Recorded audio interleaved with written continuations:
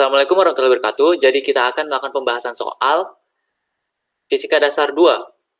Jadi dari 5 soal ini, saya sudah ngambil dari beberapa materi yang berbeda-beda, mulai dari medan magnet pada kawat berarus hingga rangkaian seri RLC. Oke, langsung aja kita masuk ke soal nomor pertama. Jadi yang nomor pertama ini, berapakah besar medan magnet total yang dirasakan oleh muatan tersebut? Jika I1 atau arus pada kawat 1 itu 2 ampere dan arus pada kawat 2 itu 4 ampere. Diketahuinya seperti ini. Dan ini adalah skema dari sistem soal tersebut. Jadi ada dua kawat I1 sama I2. Terus di sini ada muatan. Anggap aja muatan P ya, atau muatan apapun itu. Terus muatan ini berjarak 6 cm dari kawat 2, sedangkan jarak dari kawat 1 ke kawat 2 itu adalah 10 cm. Sehingga jarak dari kawat 1 ke muatan pastilah 4 cm. Terus di sini ada B1 dan B2. Ini adalah arah yang ditimbulkan dari hubungan kawat 1 ke muatan dan kawat 2 ke muatan. Jadi kalau kawat 1 ke muatan, dia akan arah medan magnetnya itu masuk ke bidang gambar. Bagaimana kita mengetahuinya? Dengan menggunakan kaidah tangan kanan. Gitu. Sedangkan untuk kawat 2 ke muatan, itu medan magnetnya itu mengarah ke luar bidang gambar. Jadi dia ke arah luar sini. Gitu. Terus untuk pengerjaannya, jadi karena dia ada dua medan magnet, maka dia akan menjadi total medan magnet atau sigma B. Sigma B ini adalah penjumlahan dari B1 dan B2. Kenapa bisa dijumlah? Karena seperti namanya sigma artinya jumlah, maka penjumlahan itu pastilah ditambah. Gitu.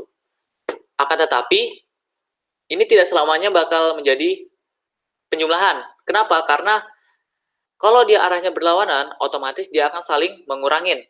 Kalau dia arahnya searah, maka dia akan dijumlahkan. Gitu.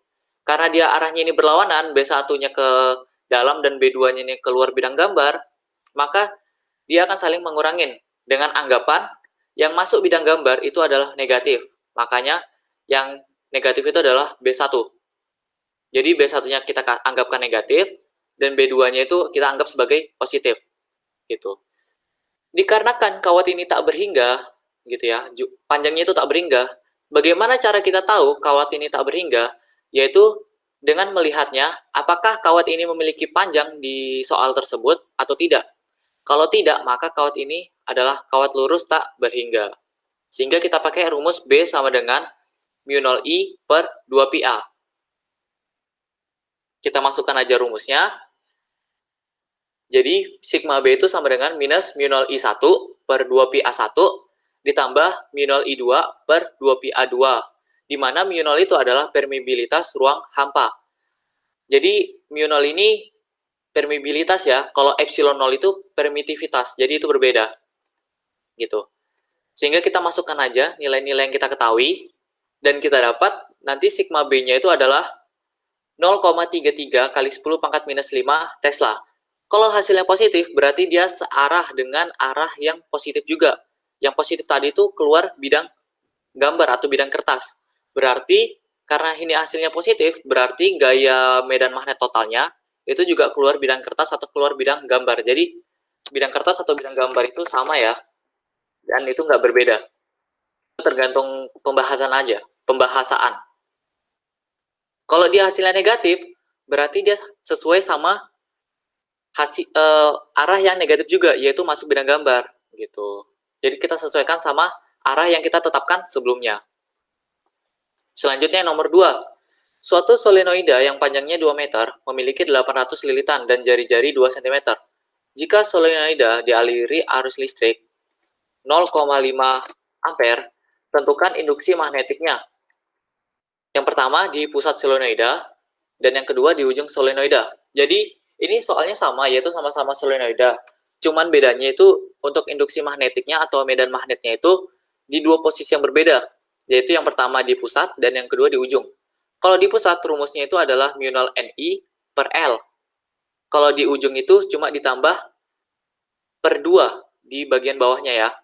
Jadi, yang awalnya mu0 Ni per L, jadi mu0 Ni per 2L. Atau rumus yang pertama ini dikali 1/2. Seperti itu.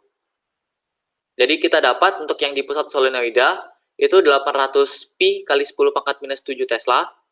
Dan untuk di ujung solenoida, kita dapatnya itu 400 pi kali 10 pangkat minus 7 Tesla. Gitu ya. Ini masih gampang. Oke, kita lanjut yang nomor 3. Nomor 3 ini, tentukan fluks magnetik yang melalui sebuah solenoida yang terdiri dari 500 lilitan dengan panjang 50 cm, jari-jari 2,5 cm, dan membawa arus 5 ampere. Jadi ini mirip kayak nomor 2, cuman bedanya yang ditanya ini adalah fluksnya. Gitu. Tetapi untuk mendapatkan nilai fluks, kita harus tahu dulu induksi magnetik atau medan magnetnya. Caranya sama kayak di nomor 2, tetapi yang karena di sini nggak diketanya posisinya itu di pusat atau di ujung, berarti kita anggapannya itu langsung aja di pusatnya. Jadi anggapannya di pusat. Jadi kita pakai rumus yang di pusat solenoida. Nanti kita dapat B-nya itu sama dengan 320 pi kali 10 pangkat minus 5 Tesla. Habis itu, kita harus cari nilai dari A-nya. A ini adalah luas penampangnya, karena solenoida itu berbentuk seperti tabung gitu ya. Lilitannya itu berbentuk seperti tabung, maka kita harus mencarinya dengan luas lingkaran gitu untuk mendapatkan luas permukaannya. Ini walaupun dia berbentuk tabung, dia bukan luas permukaan tabungnya ya, tapi dia luas permukaan di bagian salah satu ujungnya yang berbentuk seperti lingkaran. Makanya kita pakai rumus luas lingkaran. Nanti kita dapat luas permukaannya atau luas lingkarannya itu sama dengan 625 pi kali 10 pangkat minus 6 meter kuadrat gitu. Selanjutnya kita masuk ke rumus flux. Rumus flux itu adalah NBA cos theta. Di mana kalau misalnya dia tidak diketahui sudutnya, berarti kita anggap fluxnya ini bernilai maksimum. Yang artinya cos theta ini bernilai 1. Dia itu searah dengan luas lingkaran tersebut. Maka rumusnya tinggal flux sama dengan NBA. Jadi flux sama dengan 800 dikali 320 pi dikali 10 pangkat minus 5 dikali 625 pi kali 10 pangkat minus 6. Jadi hasilnya adalah 1,6 pi kuadrat kali 10 pangkat min 3 Weber. Satuannya Weber. Kalau kalian mau ngubah pi-nya itu menjadi 3,14 juga boleh. Kalian tidak ubah juga boleh. Itu tergantung dari kalian masing-masing mau ngubah atau tidak. Seperti itu. Selanjutnya yang nomor 4.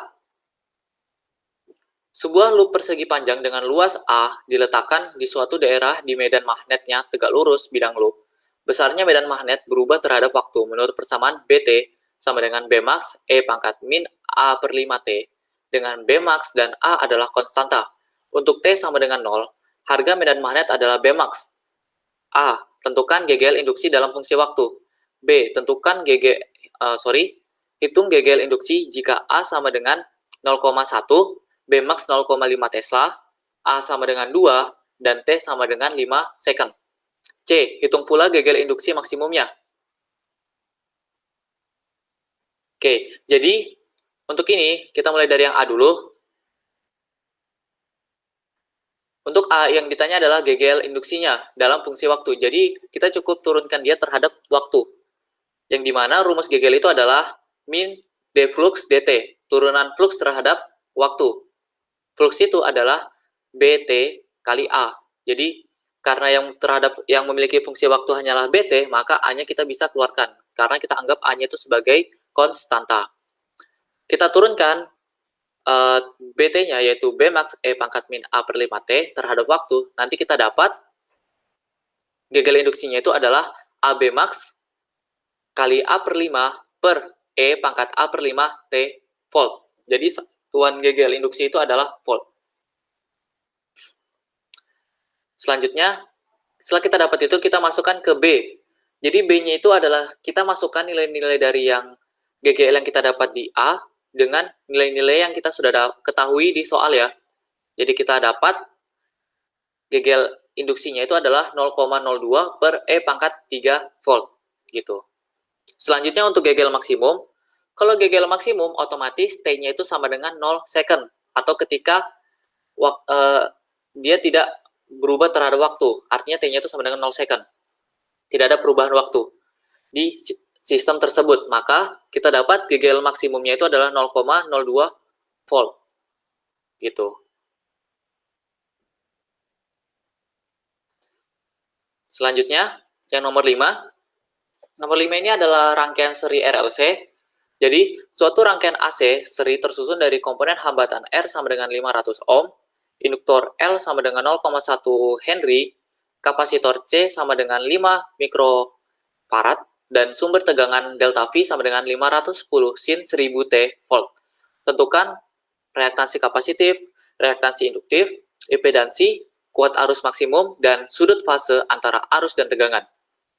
Jadi, untuk ini kita harus tahu dulu berapa tegangan maksimum dan kecepatan sudutnya dengan cara kita tahu V-nya itu sama dengan 100 sin 1000 T. Dengan rumus persamaan tegangan pada rangkaian seri RLC yang dimana V itu sama dengan Vmax sin omega T, maka kita dapatkan hubungannya itu Vmax sama dengan 510 volt dan omeganya itu 1000 radian per second. Seperti itu. Selanjutnya, kita masuk ke A. A-nya itu reaktansi kapasitif. Untuk mendapatkan reaktansi kapasitif, berarti XC itu sama dengan 1 per omega C. Jadi kita bagi aja, nanti kita dapat XC-nya itu sama dengan 200 ohm. Selanjutnya yang B, reaktansi induktif. Rumusnya itu adalah XL sama dengan omega L. XL itu kita dapatkan nanti dengan memasukkan nilai-nilainya itu adalah 100 ohm. Gitu. Selanjutnya yang C, impedansi. Untuk mendapatkan rumus impedansi, itu kita akan melihat hubungan antara sumbu X dan sumbu Y, sama seperti Pitagoras ya. Jadi kita bisa simpulkan rumusnya impedansi itu Z sama dengan akar R kuadrat ditambah XL min XC kuadrat. Kita masukkan nilai-nilainya, R-nya itu 500, XL-nya itu 100, dan XC-nya itu 200. Nanti kita dapat hasilnya itu 509,9 ohm untuk nilai dari impedansinya. Impedansi itu adalah hambatan luar yang timbul akibat adanya arus AC pada rangkaian seri RLC. Selanjutnya kuat arus maksimum, Imax, itu rumusnya adalah Vmax dibagi impedansi. Jadi Vmax-nya itu yang kita ketahui tadi, 510 volt, kita bagi sama impedansi yang kita dapat, 509,9 ohm. Nanti kita dapat arusnya itu 1 ampere. Selanjutnya yang E, sudut fase antara arus dan tegangan, di mana tan theta itu sama dengan XL min XC per R, gitu. Sehingga kita dapatkan rumus theta-nya itu sama dengan tan inverse XL min XC per R, atau arkestan ya. Itu sama aja, arkestan sama tan inverse. Selanjutnya, kita masukkan nilai-nilainya, jadi theta sama dengan tan inverse 100 dikurang 200 per 400, sama dengan tan inverse min 1/4. Nanti kita dapat sudutnya itu adalah min 14,04 derajat. Itu saja pembahasan 5 soal fisika dasar 2. Kalau ingin ditanyakan bisa langsung komen aja di bawah. Jangan lupa di like, subscribe, dan nyalakan notifikasi untuk informasi video berikutnya. Terima kasih dan sampai jumpa.